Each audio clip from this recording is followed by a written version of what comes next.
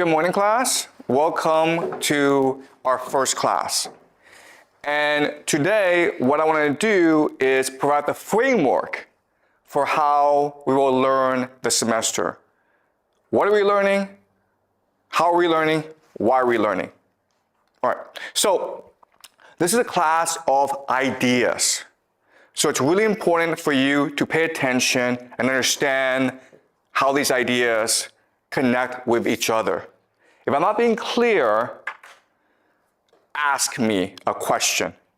In fact, make it a habit to ask as many questions as possible, because that way you will learn more, learning will be more fun for you, and learning will be much more clear to you, okay? So let's get in the habit of asking questions. So wherever I am confusing, wherever I'm speaking too fast, wherever you don't understand, interrupt me, okay? Let's get in the habit. All right, so I first want to talk about Immanuel Kant. We will be discussing him a lot this semester because he is the greatest philosopher in Western history. And he taught us how the world works. And this is what he told us. He told us that we can never know the objective reality. There is an objective reality, what he calls the noumena. Okay? Or the things in themselves. That is not knowable to us. That is a world we can never access. Why? Because we perceive the world through our senses. Our senses, our perception, warps the world and changes it into a structure that we can process, called the phenomena.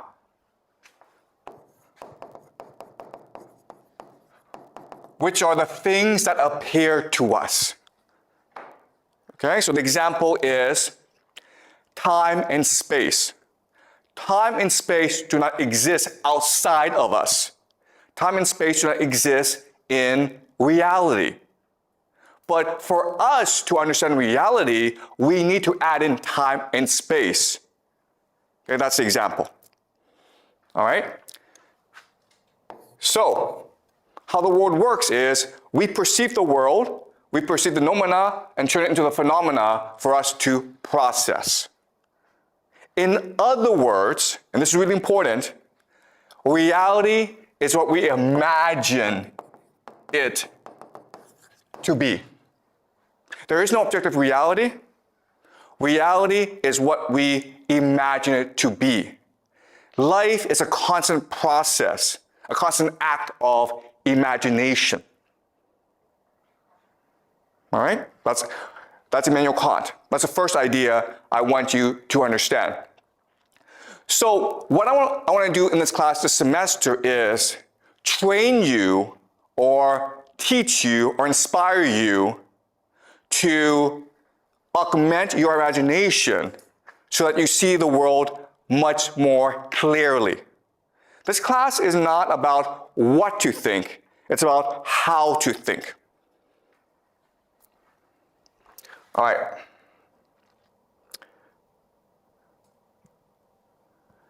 All right, so let me explain the structure of the course. So there's past, there's present, and there's future.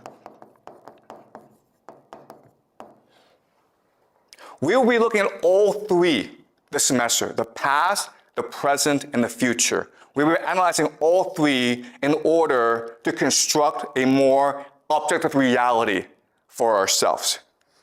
We will not succeed, we will fail. But the process of trying will train our minds to think much more critically about the world.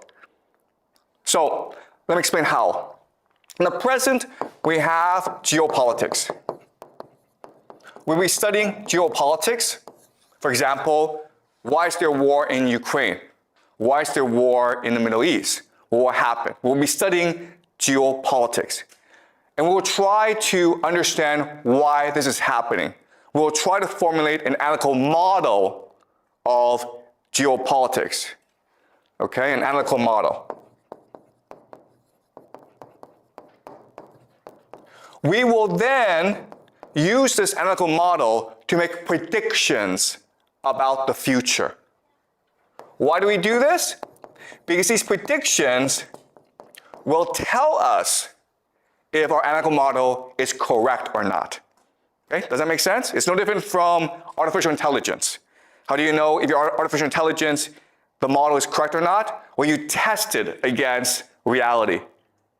Okay? There's no difference between that artificial intelligence system and what we're trying to do here. And why are we doing this? Because if we're able to have an analytical model that makes correct predictions, then we can take all this and go back and analyze the past to reveal the secret history of the world. That is a project we are undertaking this semester to discover for ourselves the secret history of humanity.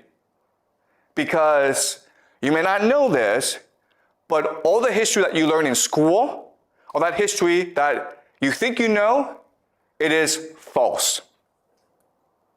Okay? The history that you know, the history that you believe, it is a system implanted into your brains by powerful people.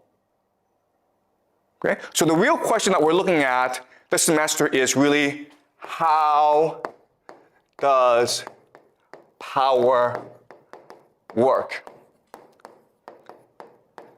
Because if we can figure this out, then you will achieve liberation. You will achieve freedom. You understand how you're being manipulated by others, and therefore you'll be free. You'll be empowered to live the way you want to live, to see the world that is true to you. So let me give you 3 concrete examples of how power works. Okay, the first example is money. Let us do a thought experiment. I'm a bank, okay? I decide I want to open a bank.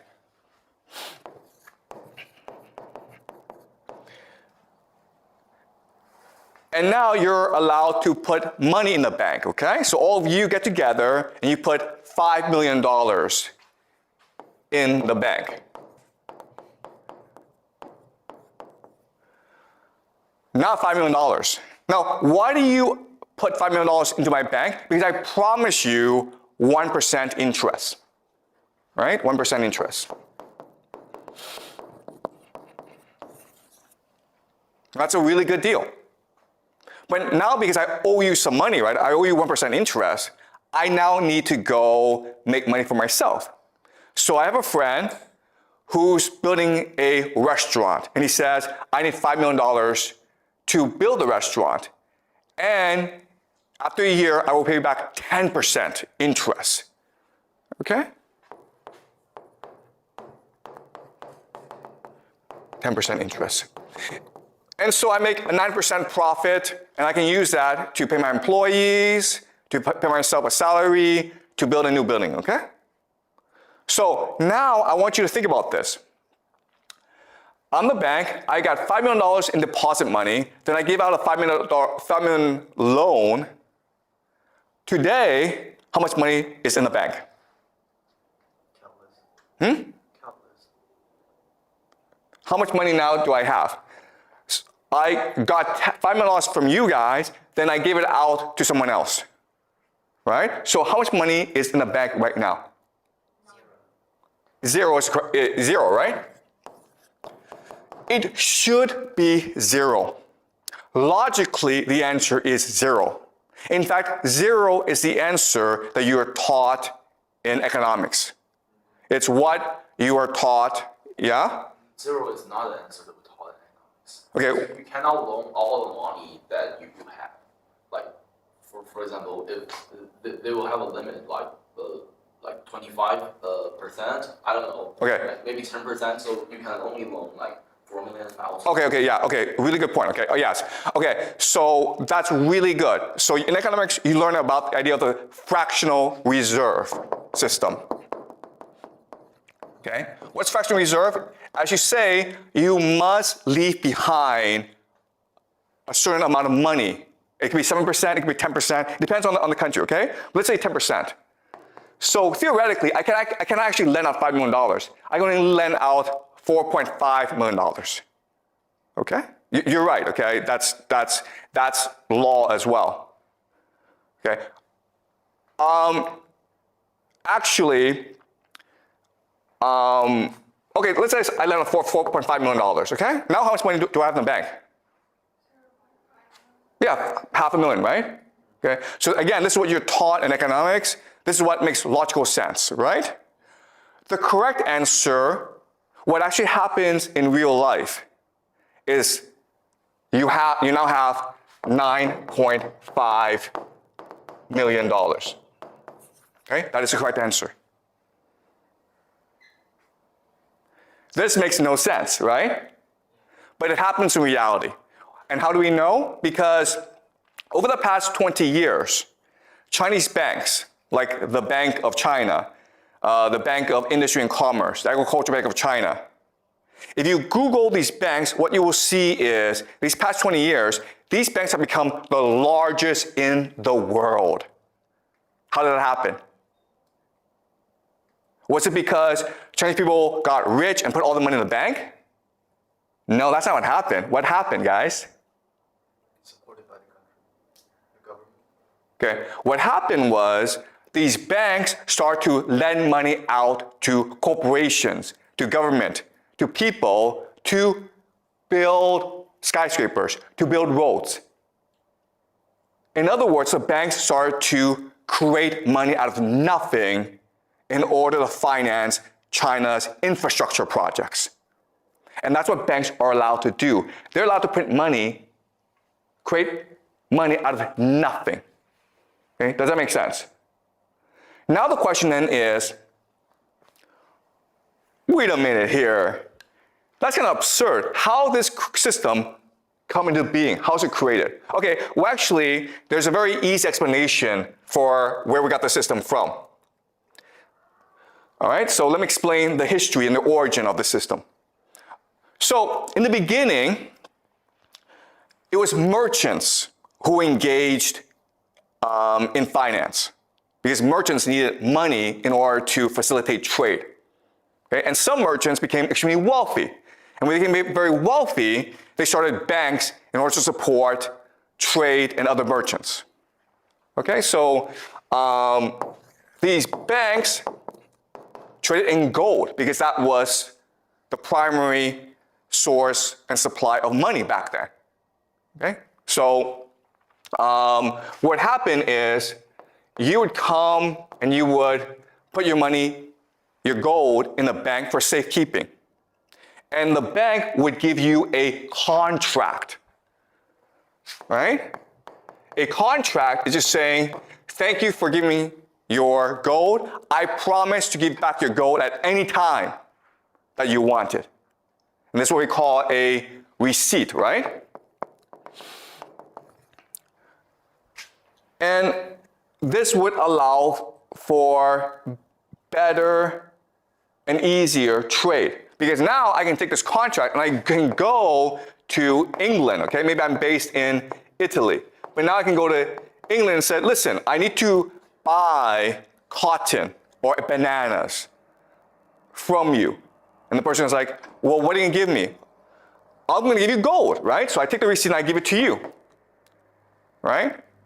And why do we do this? Because it's a lot easier than giving gold to other people. And so this system would facilitate trade throughout the world. Does it make sense? Now, I'm the bank. I have all this gold. And I want to make money with it. So I want to give it to other people. So other merchants would come to me and say, listen, I need gold. Can you lend me out gold? Right?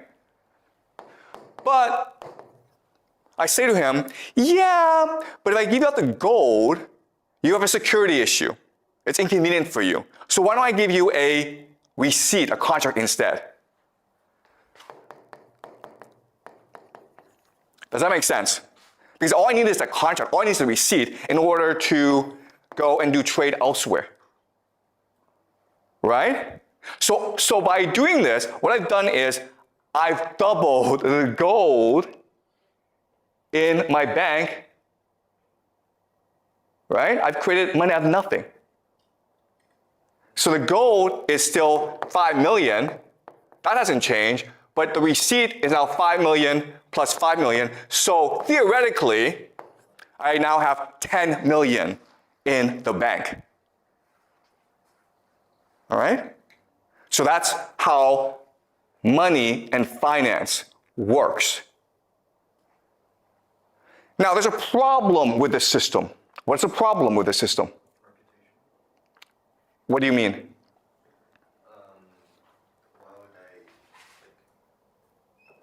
Why would the other people take the receipt as gold, as they're saying others? Okay, that's a good question, okay? Why is it that people believe in me? Okay? The answer is very simple. The answer is because throughout most of human history, people didn't need money. If you were just a normal person, what were you doing? Were you in a village growing crops? If you wanted to like get new stuff, what would you do? You would trade with someone else, right? Maybe you have a gold that I want. Well, then I would trade you a cow for it. So we didn't actually need money. So throughout most of human history, no one had any need for money. It was only in certain circumstances that you would want money. So for example, marriage, right? Okay? So throughout most of human history, money represented debt that could be unpaid. Debt that could never be repaid. So for example, a very common thing is, maybe you and I fight, and I kill you. Well, in theory, your family should now come and kill me. But obviously that would create a lot of problems, right? So the way to settle the dispute is, I would give your family money. Because money was symbolically meant to say, I'm sorry, I killed you. This is a debt that can never be repaid. Okay? That's what money was used for in most circumstances throughout human history. There was no actually real use for money. It was symbolic. But with the rise of trade and with merchants, they needed money in order to facilitate the trade. But these merchants all knew each other, so they trusted each other anyway. So money was a mechanism for them to trade easier, okay? Does that make sense? All right? Okay, so let's go back to the question. This system looks great. I can print money out of nothing, but there's a problem with this system. What is the problem? There's a problem here. Like you can forge the receipts and, the money fakes. Okay, that's actually a great question, okay? So, yeah, is it possible to forge the contract? Okay? So, that's a really good point. The problem is, so the answer is that they all knew each other anyway. Okay, because it's a very small circle. Again, we have not reached the modern period where it's a lot of people using money. If that's the case, then forgery becomes a problem. We'll discuss this in future classes, okay? Counterfeiting. But at this point in history, forgery is actually not a big issue. There's actually a bigger issue. And it's a huge issue. What's the issue? I have $5 million of gold, right? There's about $10 million of gold out there in receipts. What's the problem with that? The problem is that if everyone wants to go at the same time, I go bankrupt, right? Because I lose my reputation. The contract says that at any time you want the gold, I must give it to you. But if I have if there's $100 million in gold contracts, but I only have $10 million in gold, only if 15 million wants the gold back, then I'm screwed. This is what we call a bank run. Okay, a bank run. And this is a huge problem for merchants. Okay? There's also another problem with the system, and the problem is this. Who do I usually lend my money to? Do you guys know? If I'm a bank, if I'm a merchant, who do I usually lend my money to? Okay, guys, today we lend the money to entrepreneurs. But back then, there really weren't entrepreneurs. There were kings and noble people. And what did they do all the time? Why did they need money? To fight wars, okay? That's why there's a demand for gold. Because if I'm a king, I need to fight a war, usually against my brother or someone else to control this territory, right? Now, the problem with this is I could get killed, in which case, oops. But also, what's much more common is the king would be like, screw you, bank, I don't need to pay you back. Okay? So there's actually a lot of risks with this system. So over time, develop a system to mitigate or reduce this risk. Okay? What would they do? What they would do is they would create cartels. Cartels are just partnerships. So maybe this bank works with another bank, throughout Europe. And the way they establish these cartels is usually through intermarriage, right? They would marry each other, they would combine together. And that way, let's say 15 million of receipts wants back the gold, but there's only 10 million. Well, guess what? You just go to another bank. Okay? And let's just say a king decides, I'm not going to pay you back, bank. Well, your bank works with other banks to establish a new enemy to kill the king to get the money back. Do you understand? And this system is what we call today central banking. And what you will learn in this class is central banking controls the world today. Okay? Now, what's really important about this system is that it's based on power. Right? And what power is, it can turn nothing, money, the contract, into everything. Okay? That's what money is. Okay, so we live in a world in which banks can print out money, right? So now, let's ask ourselves a question. Wait a minute here. If the banks can print as much money as possible, why do we have poverty? Right? Because we can just give money to poor people and they wouldn't be poor anymore. Why do we have poverty? If there's all the food in the world that we want, why are people starving still? Why? Because we don't have limited resources. Okay, so we don't have limited resources, we have scarcity, okay? Right, so that is the common answer, scarcity. We have poverty because of scarcity. But I already told you this. They can print money out of nothing. So money is infinite. Money is an infinite resource. So why do we have poor people then? That's kind of strange. Like money, aren't money just, used for trade? They still have limited resources and, the actual need, the actual needs. Okay, so you see what's happening is this. You all believe money is scarce, okay? I just spent the past 10, 20 minutes explaining to you, it's not scarce, it's infinite. It's just a number. We can at any time print out as much money as we need, okay? So that's how power works. Power has brainwashed you into thinking something that is not true. You've been taught from the first day that money is scarce. But it's not scarce, it's infinite. And no matter what I say to you, you still believe this, okay? So you have to get that out of your head. Money is not scarce, it is infinite. So let's go back to the question. Why is there poverty in this world? Why do people starve? Why is there inequality in this world? Why are there poor people? Why are there rich people? What's the answer? Because they don't print infinite money.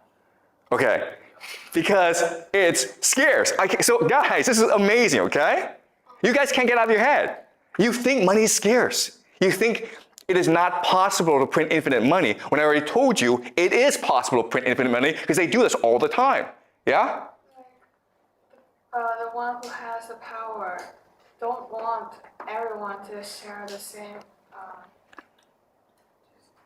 Yeah, Right there. because we don't want people to all have money. The powerful people don't want that. That's exactly the answer. And why? Because otherwise, no one would work. Do you understand? The point of putting money is not to give you money. The point of putting money is to create the illusion that money is valuable, and therefore you will work hard in order to obtain it.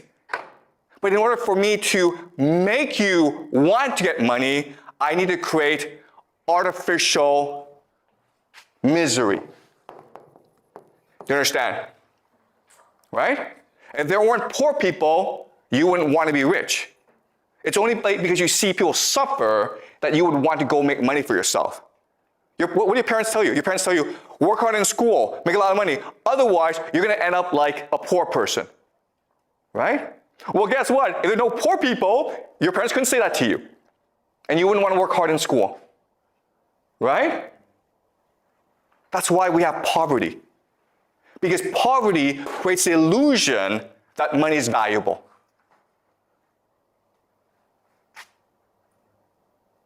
In other words, poverty isn't what you do to yourself, it is what the powerful do to you. Now let me ask you another question. You guys have studied some economics. Why do you have like crises? Crises.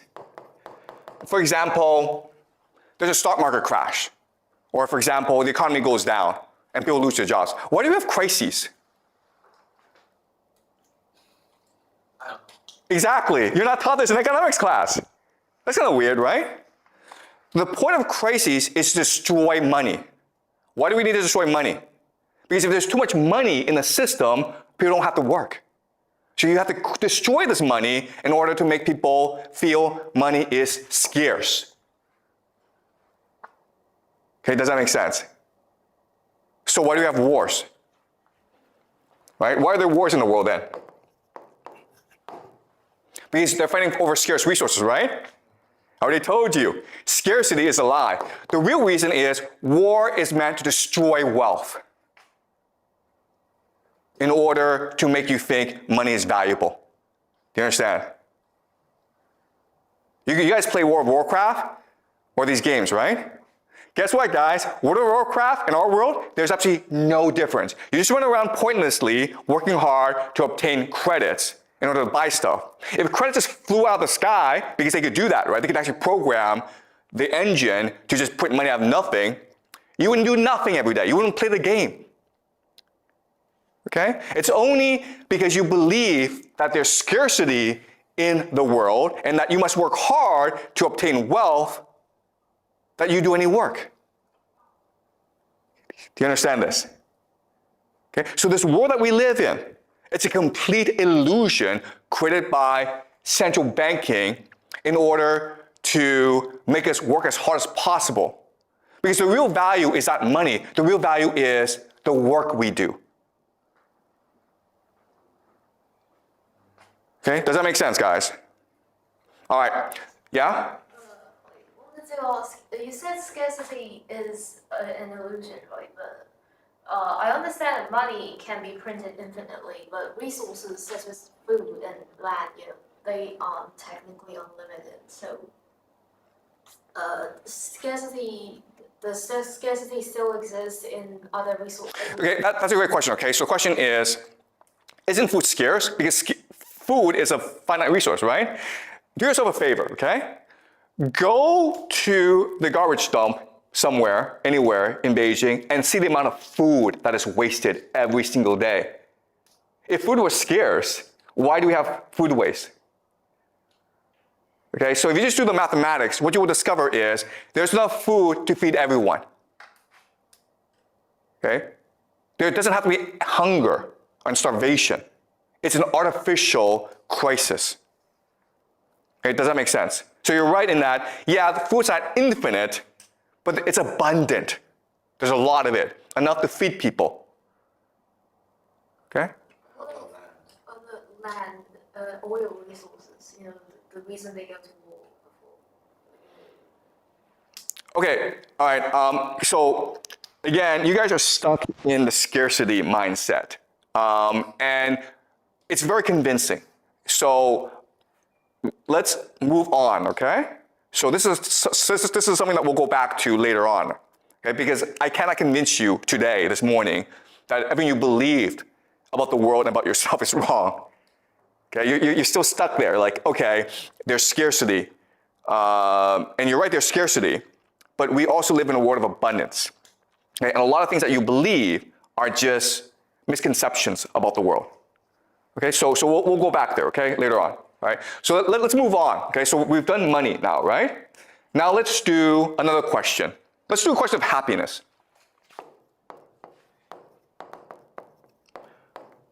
The question for us today is, what makes us happy? Come on, what makes you happy? How can you live a happy life? Okay. Well, obviously, money, right?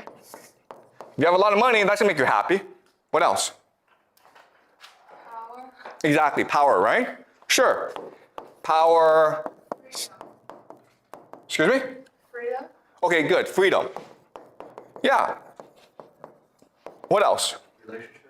Relationships? Yep, sure. You have good friends, right? Like lots and lots of friends. What else? Romantic relationships. Okay, love, right? Love. Sure. What else? Like video games, I guess. Vacations. Okay? Lots and lots of things, okay? What you will discover about this list is this. You are thinking about individual happiness.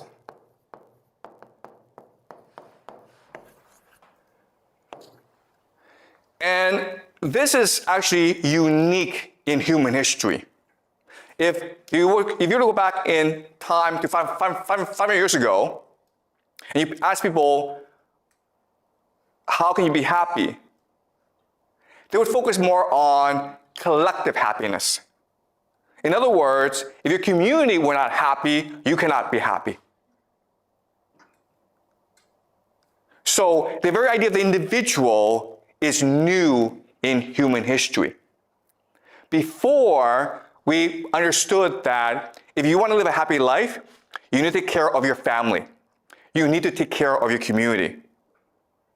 For them, for us, throughout most of human history, happiness meant helping others, being generous to others. So, for example, let's just say that I go off and I wander, and then I find a lot of gold, right? I come back, and what's the first thing I do with all this gold? Do you guys know? And this is like the ancient past. Dig a hole and put them inside. Okay, yeah, good, right? We're gonna dig a hole and put that money inside because we want to give it to our children. That's a modern mindset. But what did they do before? And this happened throughout every society. If I became rich one day, what's the first thing I would do? Show off. Show off. No. Okay, so we'll learn this, okay? But the first thing that people did was they had a big feast for everyone. They spent all the money on a big feast. Because what mattered was your reputation within the community. What mattered was your generosity. If you got rich one day, you made sure that everyone in the community benefited from your wealth, usually by holding a big feast. And guess what, guys? This was true in China for most of Chinese history, right? If you come from a Chinese village, you come to Beijing, you open a restaurant, you make a lot of money, you go out to your village, what's the first thing you do? Come on, guys. Feast. you have a big feast for everyone. Okay, so this is ingrained in us, okay? But as you say, today what we believe is if you have a lot of money, put it underground or put it in the bank, okay? But back then, for most of human history, we would just spend it all on a big feast. We wanted everyone to share in happiness, and that's what made us happy. Okay? Any questions? Yeah? I was wondering, you mentioned that it was for reputation on some levels. Would that count into as your individual happiness? Because after you get rich, you care about your reputation. Okay. Yeah, so you're asking, isn't this about individual reputation? And again, I mean, this is hard, okay? But the concept of the individual did not exist before. We just created it. The idea that I'm a person independent of my family, independent of my community, independent of the world around me, makes no sense. What was the worst punishment that could be inflicted on you in the past? Let's just say that we get in a fight, I kill you, right? Like they say you no longer belong to this family. Exactly. Banishment, exile. Not death, right? And today, if I killed you, the police would come catch me and then kill me. But before, we didn't do that because the worst thing that we could do was exile you. It says, you're no longer part of us. You understand? So the concept of the individual did not exist, right? Okay, so let's move on. All right, so now I'm going to present two understandings of the world. And you're going to tell me which understanding you think is correct. In the first understanding, we humans don't have agency. We don't have really control. Why? Because there are powerful gods out there, okay? There are these powerful gods like Apollo, Dionysus. Oh, the problem though is that they are also controlled by other gods that are more powerful, like, for example, fate, fortune. And then there are these really ancient gods that control the structure of the universe. For example, maybe anger and pride. So you have absolutely no individual agency because there's always a god screwing with you, okay? You might get rich, but then the god of pride looks at you and says, no, I need to teach this mortal a lesson. So the god comes into me, makes me too arrogant, and I screw up. Okay? So we're always being controlled by these forces beyond our understanding. Okay, so that's a first worldview. The second worldview is this. We are synapses that generate memories. Okay? We are memories. Our understanding of the world comes from our experience. That is controlled by synapses. Synapses come from a combination of DNA and environment. Our genes and our interaction with the environment, our experiences. And what this means is that we can now have control over our own individual fate. If you're angry, it's because some experience or some genes made you angry, and this anger becomes reinforced in your memories. And therefore, if you do proper therapy, if you do proper reflection, if you do some exercises, you can better control your anger and therefore control your fate. Okay? So in the first worldview, there are lots and lots of gods. They're evil and they're random, and we have absolutely no control over our fate. We can only hope to get lucky in life and not piss off the gods. In the second worldview, we are only a collection of our memories and we are only synapses.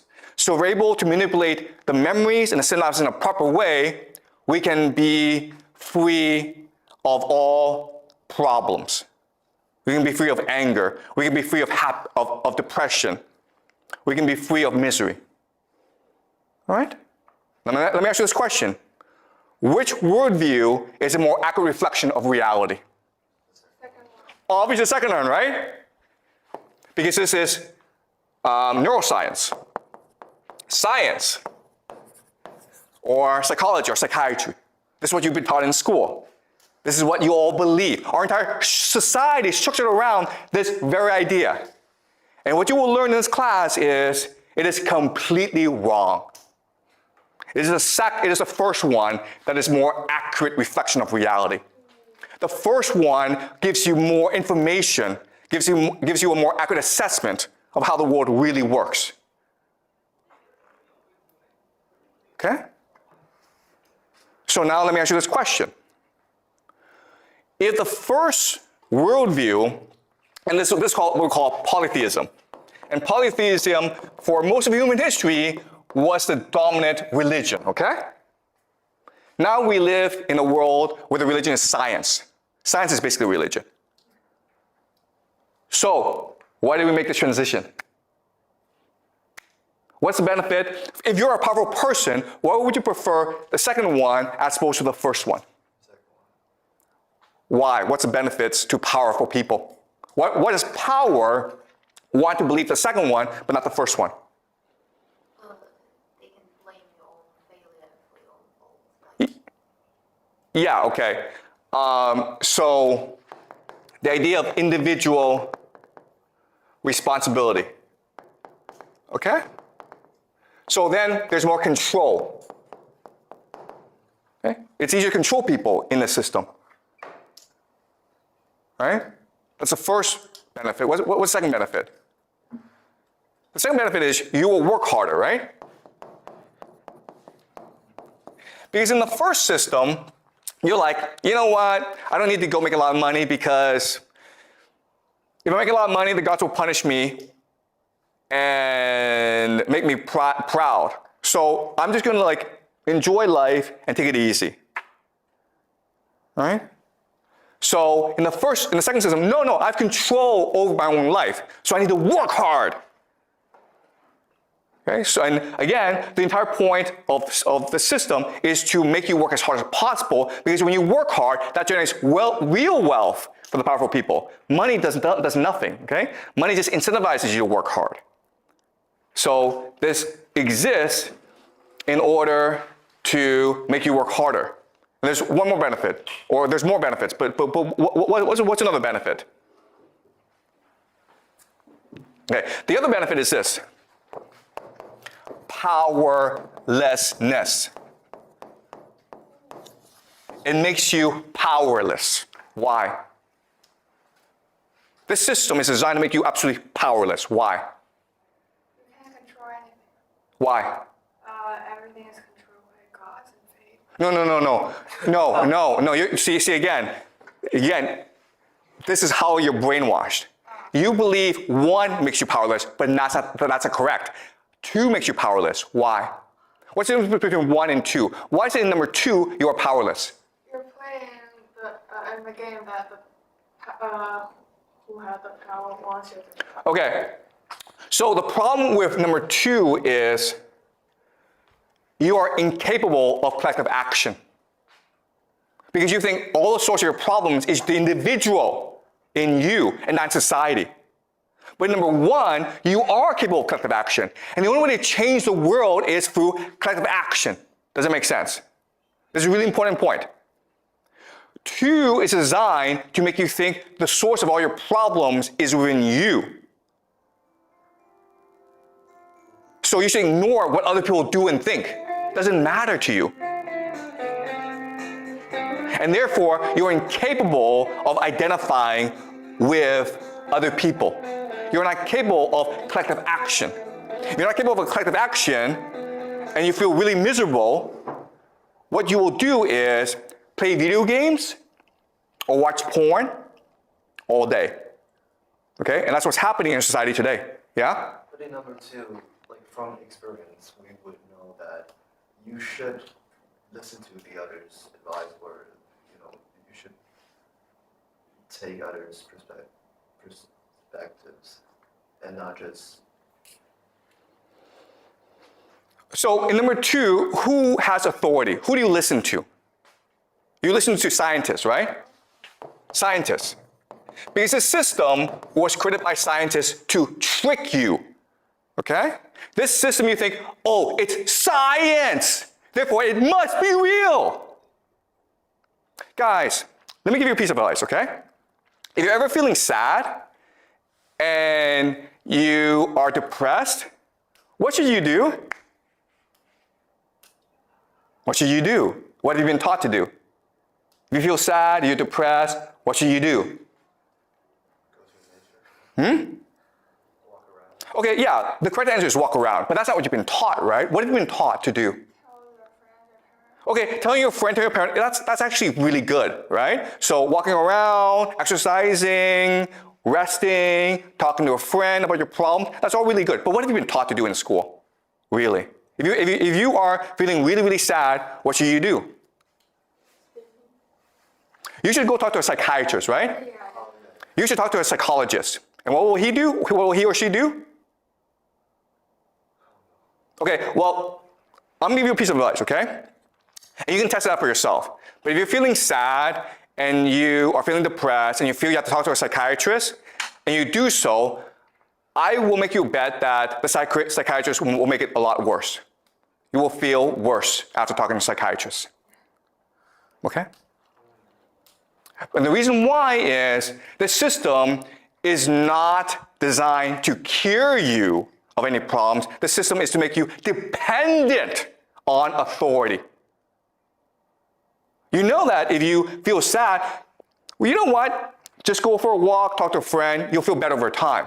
But the system teaches you, no, if you feel sad, go talk to a psychiatrist who will give you drugs. It's designed to make you dependent on authority, yeah? I want to ask, like, in scenario 1, in real number 1, wouldn't God also be an authority? Like, God will also be authority. That's actually a great question, okay? God is authority. Okay, that's actually a great question. Thank you so much. So I have to spend time to explain to you both systems, and I will do so. But what's really important about number 1 is the gods are really bad people, okay? The gods in number 1, the polytheistic system, they fight all the time. They're vengeful, they're angry, they're proud, but because they're gods, they can get away with it. And that's the difference between humans and gods. We're all the same. We're all angry. We're all jealous. We all fight, okay? But the gods can get away with it. The humans cannot. Gods can do hubris. We cannot do hubris. Do you understand? So the idea that, oh, the people in power are benevolent. The people in power are authority figures who are after our best interests. That is a new modern concept. Before, it was assumed that the king is a king. Why? Because he's favored by the gods. It's not because he's a good person. It's not because he's a just ruler. It's just because the gods like him for whatever reason. But guess what? The gods give and the gods take. Maybe today, the king will rule us, but maybe 5 years from now, he gets unlucky and the gods kill him. Too bad. If you read Greek mythology, and we will do so in this class, okay? We'll go over into Greek civilization. We'll look at Oedipus. We'll look at Homer, the Iliad, okay? They talk about this all the time. Fate is something that you cannot control. It's something that happens to you. And therefore, you must live life to your best. All right? So the difference is this. The difference is in number 1, they have a concept called eudaimonia. If you have no control over your fate, if things can happen to you tomorrow that kill you, then live your life to the best of your ability today. Seize the day. Be the best that you can be today. And that's how you win favor from the gods. Eudaimonia, what we call flourishing. The point of life is to live it to the best of your ability. And that's why, guess what, guys? The ancients, the Greeks, they were superior to us. If you read Greek literature, You Greek philosophy, Plato, Homer, Aeschylus, Euripides, they were the best. Today, we suck. Why? Because instead of eudaimonia, we have pleasure. Rather than flourish as creative people, we're like, how do I enjoy my life today? How do I not feel sad? Okay? So in the first system, even though it sounds like we have no control, we have no agency, but it inspires us to live to the best of our ability. In the second system, we're like, oh, you have complete control of your life, it enslaves us. Okay? All right. Now let's move on to the third and final example. Okay. And I know this is shocking, I know this is surprising, but over the course of the semester, I will give you enough evidence to convince you that this is all true, okay? But I'm just setting up the structure and the framework today. All right, let's do school. Guys, why do we have school? Why are we in school? Why? Why are you here? What? Someplace learn and teach. Exactly, right? Learn. What else? Yeah, to get the degree, okay? To get the degree. Okay, to graduate. What else? To have technology. Knowledge, yes.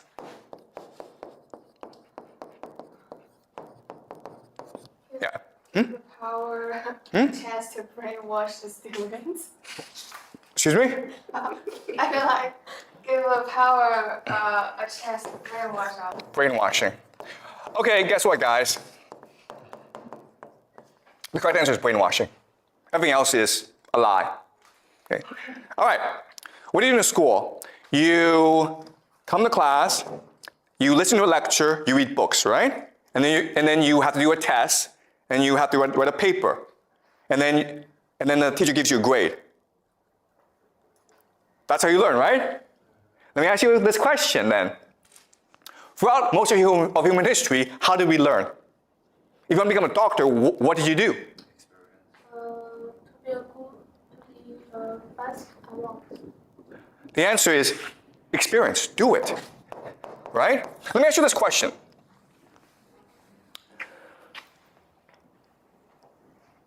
Let's say you're 12 years old. You're going to be a doctor, okay? There are two paths ahead of you. The first path is, you know what? I'm going to put you in a hospital, and you're going to learn there for like 10 years.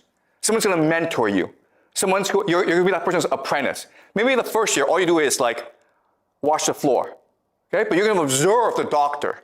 And then eventually, the doctor's going to tell you how to treat patients, okay? That's the first system. Second system is you go to the best school in the world. Then you go to Harvard for undergraduate. Then you go to Harvard Medical School, the best medical school in the world. Okay? At age 30, who's a better doctor, number one or number two? First one. Obviously the first one, right? Because the second person, the person who went to Harvard and Harvard Medical School, did not ever work in a hospital. You understand? Now, let me ask you another question. In the first system, do you have to be really, really smart to be a good doctor?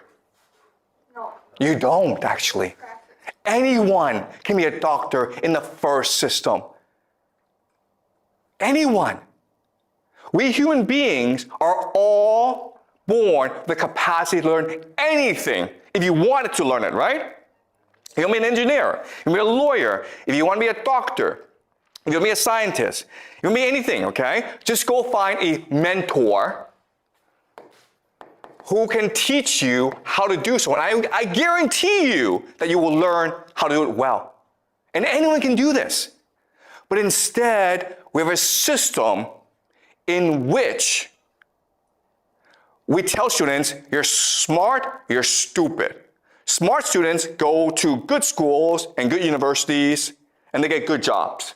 Stupid students go wash dishes. Okay? And that was not true for most of human history. It's true today, but throughout most of human history, if you had to go learn something, all you had to do was go find a teacher. and that teacher would teach you, and then you would learn it, right? So school is not a place to teach you how to learn. A school doesn't teach you knowledge. It doesn't do that. A school is a place that brainwashes you. Okay? Now the question then is, what does it brainwash you in? Why would it brainwash you? Okay, all right, to answer that, I'm going to give you some history, okay? We will do a lot of history in this class. But I'm going to tell you the 3 societies that first introduce mandatory, free public schooling in the world, okay? The first is called Sparta. Okay? Sparta was a small city-state in Greece, like 3,000 years ago. And they had a new system in which children as early as 5 or 6 years old, they were put into a school. And in the school, they were beaten up by older kids who were like 9 or 10. Okay? That's Sparta. The second society was called the Aztecs.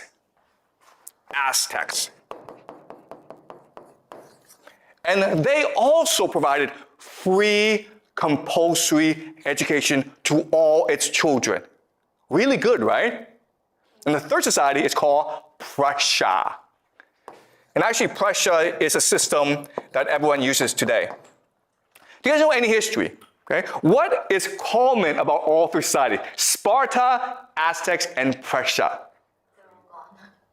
No, it's all the 教育体育. What is common to all 3? Okay. War. All 3 societies are fundamentally war societies, dedicated to defeating their neighbors. Sparta was one of thousands of city-states in Greece. The only society, all these thousands, that had compulsory education. Why? Because Sparta was first and foremost engaged in war making. Sparta, you've heard of Spartans, right? It's the Spartan warrior. Okay? The Aztecs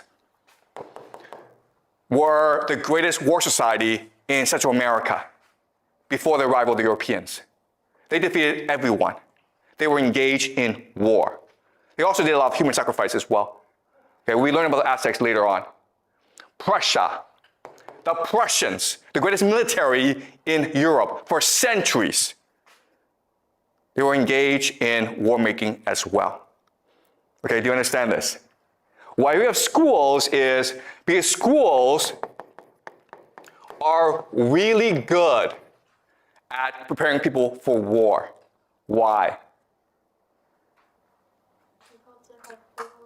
Excuse me? They have people and they can teach some kids how to do with the war. Why, let me ask you this question. Why did they not have schools before? Why is it that people are like, we don't want schools? Why? Again, the Sparta, Aztecs, and Prussia were the few societies that had free public schooling. Why didn't other societies just copy them? Why? I think that knowledge should be traded with money. Okay, let me ask you this question. Let's just say you're a mother or father. And you have a child, right? What's the worst thing that could happen in your life? No parents? No, you're a mother or you're a father. You have a child, right? What's the worst thing that can happen to you in your life? Wrong. Your child is taken away from you, right? Oh. What does school do?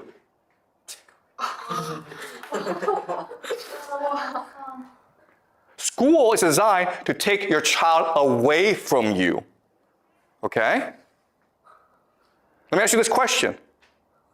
If school is about learning, why don't parents and children go to school together? Yeah, why not? Why? Because they have to work to make money to survive. Because parents have to work to survive, right? There's actually a better reason why. School is provides the social, they must have two people to do something. Okay, it's about brainwashing, right? Because how do you brainwash someone, Yeah. right? If you're with your parent, are you gonna be brainwashed? No. Because you feel loved, you feel secure. Your parents are gonna protect you. You're gonna ask your parent, hey, is this teacher, is he or she lying to me? And the parent's like, yeah, he's lying to you, okay? It's only because you've been taken away from your parent that you are now willing to be brainwashed. Why? Because what happens if you leave your parents? How do you feel? How do you feel? Yeah, exactly, right? Insecure. You're anxious. You're afraid. You understand? You've lost your parent. You're 4, you're 5, you're 6 years old. You've lost your parent. You feel really insecure. So who do you trust? Your teacher. Whatever your teacher says is now correct.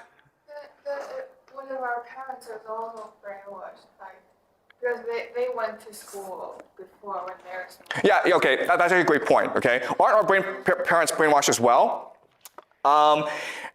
That's correct. Your parents are brainwashed. But what I'm saying is, when a parent is with a child, the child feels secure. And if you're secure, you're much more willing to disobey authority. You're much willing to ask questions. You're much willing to think for yourself because you feel secure, because your parent is there to protect you. But if you take the parent away, you can't do that. You must now rely on the teacher who can now brainwash you. Okay? So are you brainwashing us? Am I brainwashing you? Okay. Maybe it's a jar too. Okay. All right. Okay. So the question is, am I brainwashing you? Okay. That's a good question. And it's a fair question. And again, that's why I tell you this. Okay? You have the capacity to ask me questions. You have the capacity to challenge me. You have the capacity to think for yourself. Okay? So all I'm saying is, hear me out, ask me questions, and then think for yourself whether or not I make sense.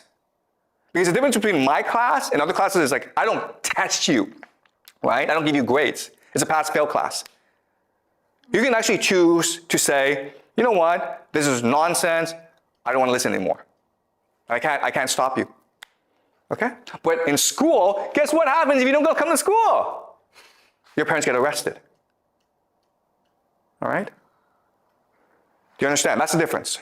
It's your choice whether or not to pay attention or not. All right, so another question is, okay, if schools are designed to brainwash you, what are they brainwashing you in? Well, they're designed to brainwash you to believe a concept called the nation state. The nation state.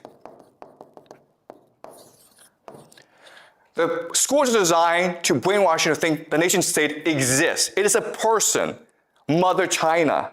You must love this person. You must be willing to sacrifice yourself for this person. You must be willing to dedicate yourself to this person because it is Mother China. And how do we brainwash you? We teach you language, right? We teach you history. We teach you geography. We teach you all this to make you believe that the nation state, Mother China, the United States, France, they all exist. But guess what? Throughout most of human history, it was absurd to think the nation state existed. Okay? Before, you didn't say, I'm Chinese. Before you say, I'm a Beijinger. Or I'm from Haidian. Or I'm from Chaoyang, right? Because that makes more sense.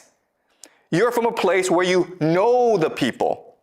But now, because of the nation state, you are forced to believe that you are the same person as someone from Yunnan, Tibet, Guangxi, even though, guess what, guys? You have absolutely nothing in common. Okay? But you're all Chinese. And that's what school is designed to do. School is designed to implant in you a false memory of a nation state. Okay? That's what history is. History is the false memory of a nation state. And that's why you're all forced to go to school. Okay? Maybe like they also want you to just think about degrees and work as a normal person, not to create a people business or live where I saw. Yeah, so the point of school is to serve the nation state. Do you understand? Oh, Right? Does that make sense? If you believe in the nation state, if you believe in Mother China, then you must serve her. You must obey her. You must fight for her. You must die for her. Okay? So the idea of the nation state was created in order to make you obedient to authority. And it works very effectively. Yeah? I'm just wondering if this context only works out in the Chinese context, like All countries are nation states, okay? So I mean, like, I'm not saying China is different from other places. China is exactly the same as other places, okay? What you will learn in this class is how do we get to this place? Because again, the three things that we learn, okay? Money, the individual, the nation state. These are all ideas and concepts beyond the human experience. If you try to work this out from first principles, if you try to figure this out by yourself, you couldn't do it. You have to be brainwashed into believing these three things. If someone from the past, maybe 1,000 years ago, were to come today and you would explain the concept of money, individual, and nation state, the person would be like, wait a minute here. This means that you're all slaves. Okay? So now the question then is, where do we get these three concepts from? What you will learn in this class is these three concepts come from a revolution in human thought called monotheism. The one true God. This idea, monotheism, forever changed the course of human history. And it gave us these concepts of money, individual, and nation state. Monotheism is such a powerful idea that it turned nothing into everything. Okay? That's what you will learn in this class. We will learn about monotheism, and we will discover how it created money, individual, and the nation state, and it basically created the world that we live in today. Okay? All right. Any questions? is Christian like monotheism? Excuse me? Christianity is like monotheism. Okay, yeah, so there are three great monotheistic religions, right? Judaism, Christianity, and Islam. What I will show you later on is it's basically the same religion. Yeah. All right. Okay, so I don't want to give you too much information, okay? Because there's a lot to process. But I want you guys to remember the concepts. Money, individual, and nation state are all powerful concepts that are embedded into everyday life. You cannot escape it. Okay, you've been brainwashed into thinking that they all exist, when in fact, they actually don't exist. And that's how power works. What power is, okay? What power truly is what we call alchemy.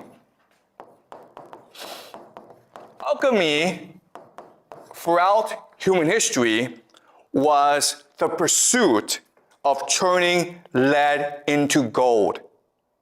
Okay? Lead into gold. Okay? Nothing into everything. That's what alchemy was. And maybe in science class, you're taught that alchemy is this fake science. It's a pseudoscience, and it did not work. What you will learn in this class is we achieved alchemy. Okay? We turn nothing into everything. We turn lead into gold. Or that's what power is. Power is the capacity to turn nothing into everything. Power is the capacity to make you believe that money is valuable. That the individual can lead to happiness. That the nation state exists. That's what power is. Okay? And as a result, today we live extremely miserable lives. Okay? So you've been taught to think that, oh, life just gets better and better. What you will learn in this class is actually, nope, okay? And what's really important is you will also learn in this class that this was an accident. Okay? This was just an accident. It's an accident of the human imagination. It's because we didn't know what we were doing that we created this system. So what you also learn is that if you're able to control the human imagination, you can use it to create a new system that allows for eudaimonia, or the flourishing of the human intellect. Okay? All right. Any questions? Okay, so that's it for today. Okay, I'll see you guys next class.